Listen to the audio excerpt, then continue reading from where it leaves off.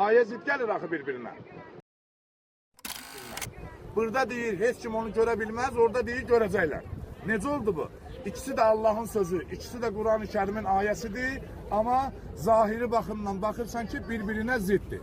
Ona görə mütəşabih ayələrdə, təfsir ustadlarından, təfsir Quranı ayələri öyrənmək bizim kimi dini təfsilatı ilə dərinliyinə qədər bilməyənlərə lazımdır.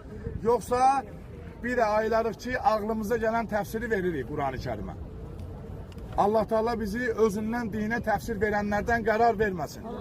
Allah Teala bizi Quranı oxuyub azanlardan qərar verməsin. Quranın özündə bir ayə var. Deyir, bu Quran. Ayədir ya, Quranın özündə Quran haqqında ayə. Bir çox insanları azğınlığın içində buraxır, yəni dayda oxuyurlar, dayda azğınlaşırlar. Bir çox insanları hidayət edir. Necə ola bilər Allah Teala, maraqlı deyə sualdır da insana, necə ola bilər eyni kitabı insanlar oxuyur, bəziləri dayda yaxşılıqları artır, bəzilərinin daha da pislikləri çoxalır. Elə Quranın əzəməti, möcüzəsi bundadır. İnsanın içində gizlətdiyi hansı xüsusiyyətlər var, bəlkə heç kəs bilmir, Allahla özü bilir, bəzi hallarda heç özü də bilmir.